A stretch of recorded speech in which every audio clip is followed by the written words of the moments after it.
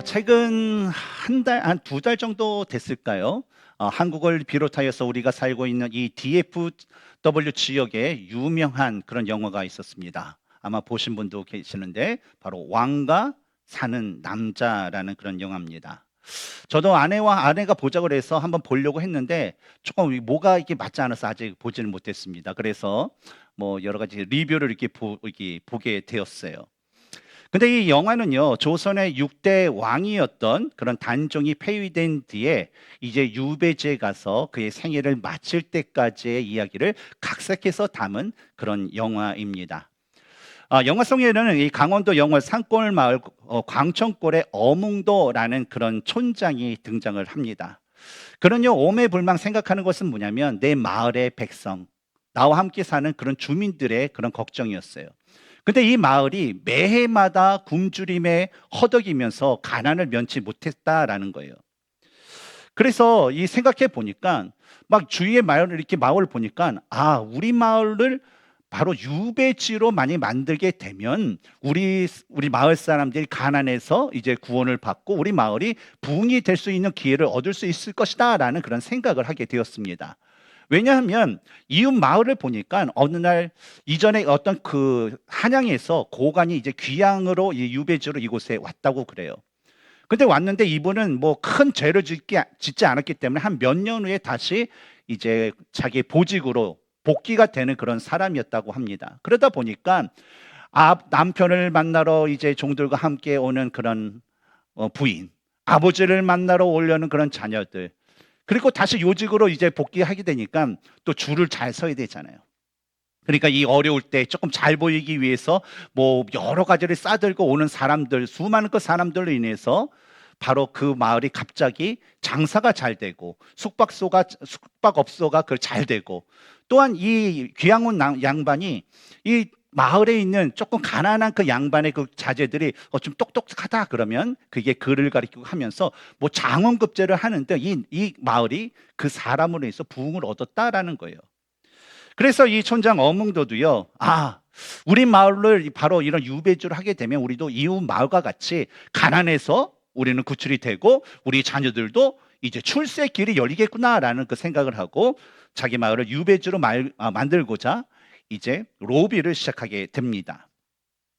근데 막상 마을이 유배지로 된 후에 알고 보니까 그 마을로 유배 오는 사람이 일반 양반이 아니라 바로 숙부인 수양대군에 의해서 왕의 자리에서 쫓겨난 어린 단종이었다라는 것을 알게 되었어요. 그리고 영화는요, 그 후에 이 단종과 이 촌장이 어몽도를 중심으로 벌어지는 그 사건의 여러 가지 그 이야기들을 담고 있습니다. 근데 이 영화를 보면요, 이 유배당한 그 단종을 향한 어떤 대조적인 그 반응을 보이는 두 부류를 볼 수가 있습니다. 한 부류는요, 이 단종을 이 유배지로 보내서 조용히 처리하고자 하는 처리의 그 대상으로 여기는 사람들이 있었고, 또 다른 한 부류는 이 귀양 오는 이 단종을 통해서 자신들이 얻고자 하는 어떤 경제적인 어떤 이득과 마을의 그 부흥을 기대하는 그런 사람들이 있게 되었다는 거죠. 바로 같은 단종을 바라보면서 그를 바라보는 마음이 서로 달랐던 그런 두 부류의 사람들이 바로 이 영화 가운데 그대로 담겨져 있습니다. 근데 제가 이 영화를 바로 이 설교의 서두에 여러분과 함께 나눈 것은 뭐냐면, 바로 오늘 우리가 읽었던 그 본문에도요, 동일한 모습들이 등장하고 있다라는 것입니다. 바로 예루살렘에 입성하시는 같은 예수님, 예루살렘 그 성 안으로 들어오는 그 같은 길에서 사람들이 그 예수님을 보고 있음에도 불구하고 예수님에 대해서 서로 다른 마음을 가지고 있었던 당시 유대인들이 그러했다라는 거예요. 오늘은 약 2000년 전에 예수님께서 예루살렘으로 입성하셨던 그 날을 우리가 기념하여 예배드리는 종려 주일입니다. 당시에 예수님께서 예루살렘에 그 도로 오시자마자 수많은 사람들이 종려나무 가지를 이렇게 흔들면서 큰 소리로 호산나 다윗의 자손이여 하면서 큰 소리를 외치게 되었어요. 근데 여러분, 이 장면을 한번 상상해 본 적이 있으십니까? 종려나무 가지, 개선장군의 그런 것을 의미하는 거잖아요. 그리고 다윗의 자손이요 라는 것은 뭡니까? 왕으로 누군가가 온다라는 것을 환영하는데, 우리가 오늘날 이 세상에도 보면 세상의 왕이라고 여겨지는 그런 사람들을 환영할 때에 어떻나요, 사람들이요? 특별히 우리가 뉴스를 통해서 관심 있게 보는 북한 같은 경우에 어때요? 뭐 김정은이 딱 등장한다 그러면 어때요? 뭐 수령님 앞에서 어떻게 그렇게 눈물이 나오는지 모르겠어요. 그래서 우리는 저건 쇼겠지 한데, 귀순하는 사람들 얘기 들으면 그게 진짜예요. 막 눈물을 보면서 이렇게 하는 거. 근데 2000년 전에 예수님께서 이 예루살렘에 오셨을 때 사람들의 모습도요, 그런 막 종려가지 가지를 흔들면서 막 예수님 앞에 이게 소리 지르는 모습을 보면요, 와, 상상만 해도 참 장관이겠다라는 그런 생각이 들 것입니다. 그리고 그런 분위기 가운데 사람들의 그 마음 가운데 드는 그런 기분은 무엇일까요? 조만간에 무슨 좋은 기쁜 일이 있을 거야 라는 그 기대가 가득 찬 그런 모습, 바로 그 모습 그 자체였다라는 것이죠. 근데 우리가 이 장면을요, 조금 더 깊이 들여다보면요, 한 가지 그 환영 속에 가려진 아주 중요한 사실을 우린 발견하게 됩니다. 바로 대다수의 그 사람들이 예수님을 환영했지만요, 그 모든 사람들이 예수님을 올바로 이해한 것은 아니었다라는 사실이에요. 한 가지 예를 들면요, 사람들은요, 예수님을 다윗의 자손으로 오시는 그 왕으로 예수님을 맞이했습니다. 그러나 그들이 생각한 왕과 하나님 보내신 그 왕 사이에는요, 큰 차이가 있었다라는 거예요. 그리고 이러한 차이는 며칠 뒤에 엄청난 결과를 만들게 되죠. 바로 예루살렘에 입성하신 예수님을 향하여서 호산나라고 외쳤던 그 입술들이 며칠 후에는 예수를 십자가에 못 박으라 라는 그 입술로 바뀌게 되었다는 거예요. 오늘은 예수님에 대한 이 사람들의 그 생각이 왜 이렇게 차이가 생겼는지에 대한 것을 말씀을 통해서 우리가 살펴보면서, 우리가 오늘날 예수님을 어떻게 알고 어떻게 믿어야 될지에 대해서 여러분과 함께 말씀을 나누고자 합니다. 첫 번째로, 예수님은요, 우리가 기대한 방식으로 오신 것이 아니라 하나님의 방식으로 오셨다라는 것을 우리는 분명히 알고 반드시 믿어야 될 줄 믿습니다. 오늘 보면 1절을 보면 예수님께서 예루살렘에 가까이 오셨을 때에 제자들에게 맞은편 마을로 가서 메인 나귀와 그 나귀와 함께 있는 그 새끼를 끌고 오라라고 말씀하신 것을 볼 수가 있어요. 근데 이 장면을 보면 우리가 성경을 조금 읽으신 분은 바로 예수님께서 예루살렘 입성하기 그 전까지 어때요? 계속해서 여러 가지 일들을 하시면서 도보로 걸어오셨다라는 거예요. 쉬지도 않고 계속적으로 모든 사역을 하면서 이 예루살렘까지 오셨기 때문에 이제 예루살렘 이게 들어가실 때 좀 예수님 좀 다리도 아프시고 허리도 아프시고 좀 탈진하셔서 이 성에 들어갈 때는 무엇인가 좀 탈 것이 필요하겠구나. 그래서 이 나귀를 데리고 오라라고 명령하셨구나라고 생각을 할 수 있다라는 거예요. 근데 여러분, 예수님께서 이 공생에 공적인 어떤 그런 사역을 시작하시는 그 동안에 예수님께서 중점적으로 말씀하시고 중점적으로 행하신 그런 일들을 보면요, 어떤 특징이 있습니까? 바로 하나님의 말씀을 전하는 데 힘쓰셨고, 바로 하나님께서 선지자를 통해서 예고하신 그 일들을 이루신 일들을 중점적으로 하셨다는 거예요. 그러면서 하나님의 나라에 대한 그 말씀을 선포하셨다는 거예요. 따라서 이러한 말씀을 하시고 이러한 그런 사역을 했었던 예수님을 볼 때에 예수님이 갑자기 이 예루살렘에 와서 오늘 다리가 좀 저린 것 같아, 허리가 아픈 것 같아 라는 어떤 그런 단순한 개인의 필요나 사람들이 좀 있는 것 같고 내가 좀 옳다 보니까 유명세가 있는 것 같아 하면서 여리고서부터 사람 내가 고치고 그런 거 보니까 사람들이 나를 보는 것이 장난이 아니야. 그러니까 내가 조금 뭔가를 보여줘야 돼. 그러니까 좀 탈 것이 필요하니까 나귀가 필요해라는 어떤 즉흥적인 마음으로 제자들에게 그 나귀를 준비하라고 명령하신 것이 결코 아니다라는 것을 우리는 알 수가 있죠. 따라서 예수님께서 구속의 사역을 위해서 예루살렘의 성에 오시자마자 제자들에게 나귀를 준비하신 그 이유를 우리가 성경적인 것을 근거를 우리가 찾아보면 바로 스가랴서 9장 9절에 기록된 보라 내 왕이 내게 임하나니 그는 공의로우시며 구원을 베푸시며 겸손하여서 나귀를 타시나니 라는 그 말씀을 이루기 위해서 그렇게 제자에게 명령하시고 준비하게 하셨다라는 것을 알 수 있습니다. 당시 시대의 그 왕은요, 뭐 평상시에도 그렇고 특별히 이 전쟁에서 승리를 하게 되면요, 항상 그 개선 그런 행진을 할 때 항상 말을 타고 오긴 했어요.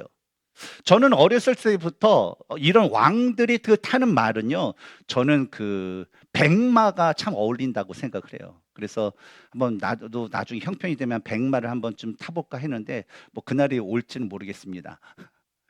그러다가 이제 장군의 어떤 그런 것에 제가 이제 매료가 될 때는요, 이 흑마가 멋있더라고요. 그래서 용감해 보고.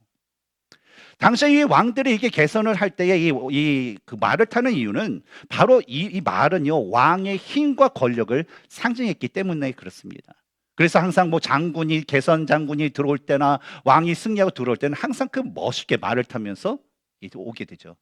그리고 개선 행렬이 오고 맨 뒤에는 그런 노예들, 그렇죠? 포로로 잡힌 그 노예들과 또 그런 전쟁에서 얻은 그 수확물들을 이제 갖고 오게 되죠. 그러나 반면에 사람들이 외쳤던 다윗의 자손 예수님은 어땠을까요? 바로 사람들의 그 기대와는 달리 나귀를 타고 성 안에 들어오셨다라는 것을 볼 수가 있어요. 그렇다면요, 도대체 이러한 모습은 무엇을 의미할까요? 분명히 예수님께서도 왕으로 오셨으면 좀 말을 타고 오셔야지 분명한데 왜 나귀를 타셨을까라는 거죠. 왜냐하면 예수님은요, 만왕의 왕으로 이 땅에 오셨지만 바로 세상의 왕들처럼 힘으로 정복하는 왕이 아니라 겸손으로 다스리는 왕으로 오셨다라는 것을 바로 우리에게 보여주기 위해서 오셨다는 거예요. 그리고 예수님은 다른 왕들처럼 폭력으로 백성들을 누리고 나라를 다스리는 그 왕이 아니라 오히려 백성을 위해서 자신을 내어주는 왕으로 오셨다라는 것을 보여주시고 이루시기 위해서 이 나귀를 타고 오셨다는 거죠. 우리는 사실 이 내용을요, 오늘 본문 5절에서도 우리는 볼 수가 있습니다.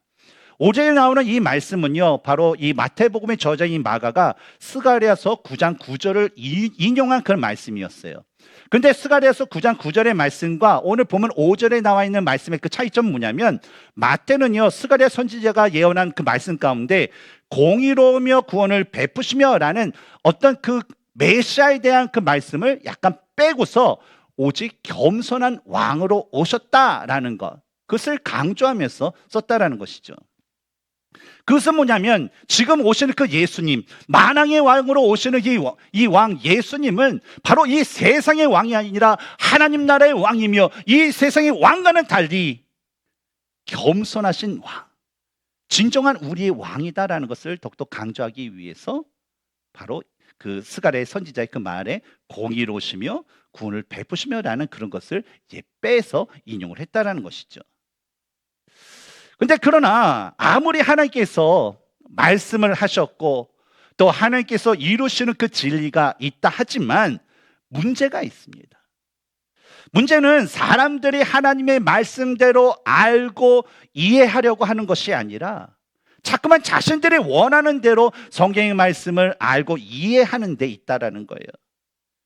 즉 하나님은 사람들을 그들의 그 죄에서 구원하시기 위해서 구세주로 예수님을 이 땅 가운데 보내셨지만 사람들은 어때요? 우리를 압제하는 그 로마를 쓰러뜨리고 우리를 그들의 손아귀에서 구원해 주시고 자신의 어떤 문제를 즉시 해결해 주는 그런 왕으로, 자신의 인생을 편안하게 해주는 그런 왕으로 바로 그 오실 메시아를 이해하고 그분께 그 기대감을 걸고 있었다는 겁니다. 그래서 어떻게 됐습니까? 비록 사람들은요, 우리를 구원하소서라는 그 의미를 가진 호산나 다윗의 자손이요, 호산나라는 것을 외쳤지만 결국 사람들은 뭡니까? 그 하나님께서 그 구원을 주시기 위한 그 구원자에 대한 그 외침이 아니라 내가 원하는 대로 나의 것을 채워주소서, 나를 편안하게 해주소서, 우리를 압제하는 그 로마로부터 우리를 구원하소서라는 자신이 원하는 구원을 위한 그 호산나를 외쳤을 뿐이라는 겁니다. 사실 오늘날 우리도요, 예수님을 기다리면서 그분의 오심에 대해서 호산나를 외쳐야 할 그런 존재들입니다. 근데 우리가 주님의 그 다시 오심을 어떤 마음으로 기다리고 있는지에 대해서요, 사실 이 시간에 저는요, 우리 스스로를 한번 진지하게 살펴볼 필요가 있다라고 생각합니다. 우리가 다시 오실 그 예수님을 믿고 분명히 그분이 우리 가운데 오셔서 구원을 해 주실 것을 우리가 믿지만, 우리가 생각하는 예수님의 그 구원이 단지 우리가 가지고 있는 문제를 해결해 줄 수 있는 그런 구원자로 우리가 혹시 여기고 있지는 않은지, 내가 삶이 고단하여서 나의 삶을 편안하게 만들어 주시는 그런 구원자 예수로만 우리는 믿고 있지는 않는지, 내가 원하는 대로 나의 원하는 생각대로 마음대로 마음의 흡족함을 줄 수 있는 그런 구원자로 우리는 예수님을 기다리고 있지는 않은지 한번 우린 살펴볼 필요가 있다라는 거죠. 그런데 우리가 다시 오실 그 예수님을 기다리고 있는 그 현실 속에서 반드시 기억해야 될 것이 있습니다. 바로 예수님은요, 우리가 기대하는 그 방식이 아니라 하나님의 방식으로 오셨고, 하나님의 방식은 언제나 겸손과 낮아짐과 그리고 십자가, 즉 희생으로 이어진다라는 거예요. 그래서 이러한 하나님의 그 방식에 대해서 오늘날 우리는 뭐라고 얘기하냐면 그것이 바로 하나님의 사랑이다라고 이야기를 합니다. 그런데 이 시점에서 우리가 멈추지 말고 한 걸음 더 나아가 생각해 볼 것이 있어요. 바로 예수님이 어떤 왕으로 이 땅에 오셨는지도 너무나도 중요하지만, 그 왕을 우리의 입장에서는요, 인간의 입장에서는 그 왕을 어떻게 받아들이냐라는 이 사람들의 반응 또한 매우 중요하다는 겁니다. 왜냐하면 예수님께서 이 땅에 구세주와 만왕의 왕으로 오셨다라는 그 진리는요, 이전이나 지금이나 앞으로도 변함이 없습니다. 그러나 그 진리를 받아들이는 사람이 어떠한 모습으로 어떻게 그 진리를 받아들이냐에 따라서 각 사람에게 주어진 그 결과는요, 천차만별로 달라진다라는 거예요. 따라서 우리가 진지하게 생각할 것은 구원의 오직 길이요 진리요 생명이 되신 그 예수님을요, 과연 그 말씀대로 그대로 믿고 우리가 알고 있느냐라는 거예요. 그러나 만약에 예수님께서 이 땅에 오신 이유와 그분이 이 땅에서 이루신 모든 진리에 대한 그런 하나의 의심도 있다면, 여러분 다시 한번 하나님과 예수님께 대한 자신의 그 믿음을 진지하게 점검해 보아야 될 줄 믿습니다. 사랑하는 성도 여러분, 우리의 그 주님은요, 바로 구세주와 또 주님으로 이 땅에 오셨습니다. 여러분 믿으십니까? 믿으십니까? 그리고 여러분, 그 예수님은요, 장차 만왕의 왕과 이 세상의 그 심판의 그 주로 다시 오실 줄 믿습니다. 바라옵기는 말씀대로 오셨고 앞으로도 말씀대로 오실 그 주님을 진정으로 우리가 온전히 믿으면서 주님의 오심을 온전히 맞이할 수 있는 저와 여러분이 되기를 주님의 이름으로 축원합니다. 두 번째로, 예수님은 하나님의 방식대로 오셨음에도 불구하고 사람들은 예수님의 길이 아니라 자신의 기대를 따랐다라는 것을 우리는 알아야 됩니다. 본문 8절과 9절을 보면요, 사람들이 자기의 겉옷을 펴고서 나뭇가지를 흔들면서 호산나 다윗의 자손이요 라고 크게 외치는 것을 볼 수가 있어요. 겉옷을 땅에 맨다라는 건 뭡니까? 나의 생명을 당신에게 맡깁니다라는 거예요. 당신 나의 주가 되신다는 거예요. 근데 이것은 뭡니까? 아무리 봐도, 누가 보아도 이 모습은요, 그냥 분명히 왕을 맞이하는 그런 모습이었습니다. 그런데 우리가 여기서 이 장면에서 우리가 생각해 보아야 할 것은, 예수님의 예루살렘 입성을 환영하는 그런 사람들이 가진 내면은 과연 어떠한 모습을 하고 있을까라는 거예요.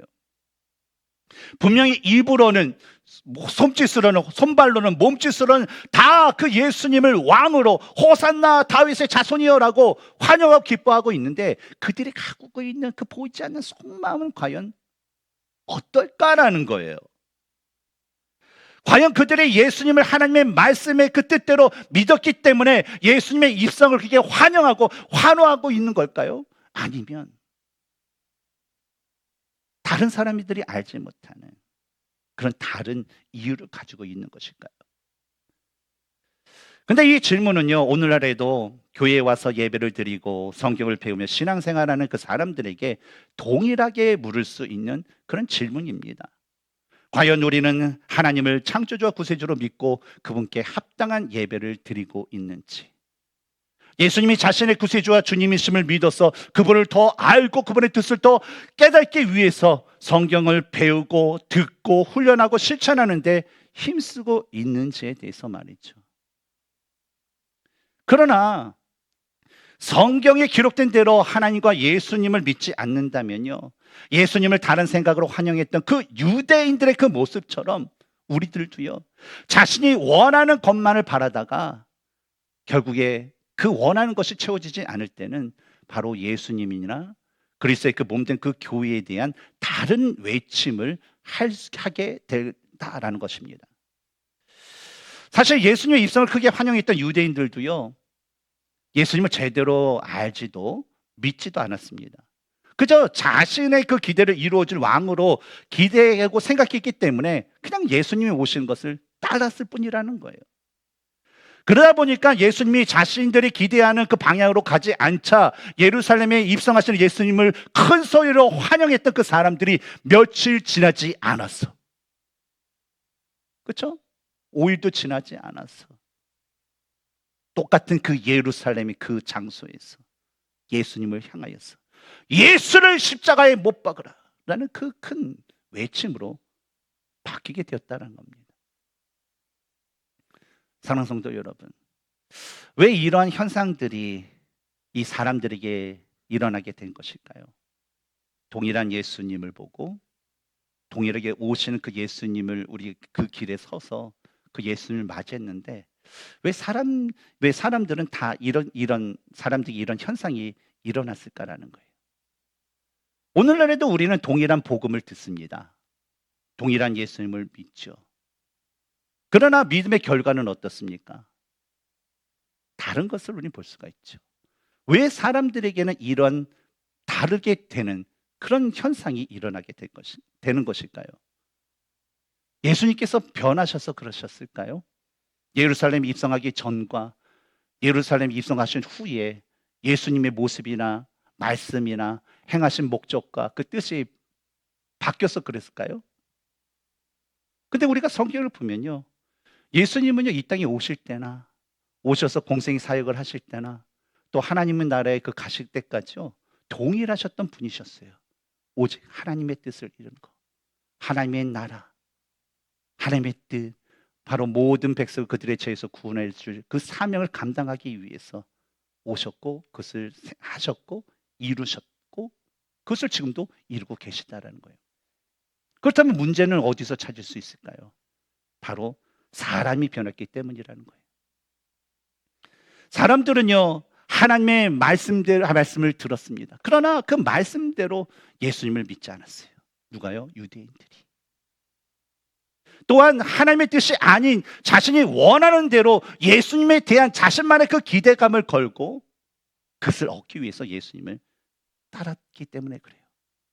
그러다 처음에는 보기 좋아서 너무나도 기뻐서 예수님을 따르고 예수님을 위해서 내가 목숨까지도 바치겠다라는 그 고백을 하지만 나의 기대가 실망으로 바뀔 때 그분을 향해서 돌을 던지고 그분을 향해서 침을 뱉고 그분을 십자가에 못 박으라라는 그런 소리를 외치게 된다는 거죠. 사랑하는 성도 여러분, 우리가 가져야 할 신앙이라는 것은 무엇일까요? 우리가 가져야 할 그 믿음이라는 것은 무엇일까요? 우리가 가져야 할 믿음과 이 신앙이라는 것은요, 내가 원하는 그 예수님을 얻기 위해서 우리가 성경을 보고 신앙생활하는 것이 아니라 바로 성경에 기록된 대로 오셨고 또 성경에 기록된 대로 다시 오실 그 예수님을 알아가는 삶, 닮아가는 삶, 그것이 바로 우리가 가져야 할 신앙이라는 거예요. 우리가 가진 신앙이라는 것은 우리가 가는 길을 위해서 예수님을 사용하여서 모셔서 잠시 사용하는 것이 아니라 예수님께서 그 가시는 길을 우리가 같이 바라보고 그 예수님을 따라가는 것, 바로 이것이 우리가 가져야 할 신앙의 모습이다라는 겁니다. 그렇기 때문에 우리가 가야 할 이 신앙의 길은요, 항상 어려워요. 참 쉽지 않아요. 좀 신앙생활, 사회생활은요, 좀 어느 정도 몇십 년 이렇게 하게 되고 이렇게 안정이 되면요, 그 다음이 편해요. 그렇지 않습니까? 근데 이 신앙이라는 건요, 우리 김경도 목사님 뭐 일부 입에 들으시지만 그분이 우리 총회장도 했잖아요. 개척하셔서 이렇게 하면서 이 은퇴하시기 한 2년 전에 우리 미주 총회장도 하셨는데, 총회장을 그만두고 나서 저한테 그러시더라고요. 신목사, 총회장은 이렇게 있으면 이렇게 편한데 목회는 여전히 힘들어. 은퇴할 때까지 힘들다는 거예요. 근데 여러분, 믿음의 그 삶이란 뭡니까? 하나님 나라에 갈 때까지 힘든 거예요. 왜냐하면 믿음의 삶은요, 때로 이해가 되지 않아요. 세상에 이해가 돼요. 그렇죠?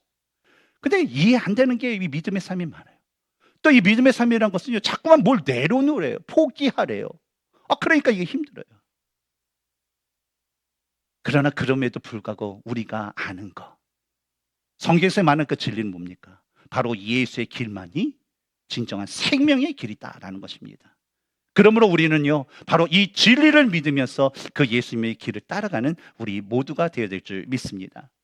오늘 우리가 맞아 이 종료주일은요, 단순히 예수님을 환영하는 그 날이 아닙니다. 오히려 이 종료주일은요, 예수님이 어떤 길로 가셨는지를 보여주시는 그런 날입니다. 그래서 예수님이 바로 2000년 전에 직접 이 땅에 오셔서 그 길을 우리에게 분명히 보여주셨죠. 바로 우리가 가야 될 그 길은 바로 십자가의 길이고, 우리가 가야 될 그 길은 우리 자신의 모든 것을 내려놓는 길이고, 우리가 가야 될 길은 오직 주님의 말씀을 따르는 순종의 길이다라는 것을 예수님께서 보여주셨어요. 그리고 그분이 직접 그 길을 가셨습니다. 사랑하는 성도 여러분, 이제 우리는요, 고난 주간을 이제 맞이하면서 이제는 좀 한 주 동안 예수님이 걸어가신 길을 다시 걷는 시간을 갖고자 합니다. 물론 현재 오늘날 우리가 사는 이 세상에서 뭐 예수님 받으신 그 고통, 그 뭐 침뱉음의 모욕, 멸시, 뭐 그런 것들은 사실은 우리가 사는 현장에서는 받는다라는 것을 사실 이렇게 거의, 그렇죠? 불가능하죠. 그렇게 살 수도 없죠. 그러나 이 고난 주간을 맞아서 여러분과 함께 가길 원하는 것은 이 한 주간만큼이라도 내가 원하는 삶, 내가 원하는 그 길이 아니라 바로 주님께서 우리들을 위해서 갔던 그 고난의 길, 그 구원을 위한 그 고난의 길을요, 우리가 조금이라도 한순간이라도 내가 따라가겠습니다라는 그 마음을 좀 품으면서 하나라도 실천하면서 나가는 그런 한 주가 되기를 바랍니다. 그리고 우리를 위해서 예수님께서 그 감당하신 그 고난을 더욱더 기억하면서 주님께서 주신 그 은혜가 얼마나 크고 얼마나 감사한지를 하나님께 드리면서 우리 삶께서 진짜로 우리 삶 가운데서도 그 주님 앞에 감사하는 삶을 살아갈 수 있는 이번 한 주가 되기를 주님의 이름으로 축원합니다.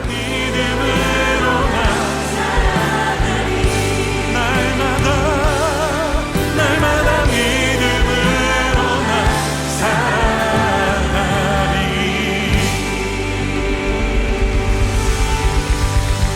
승리하세요.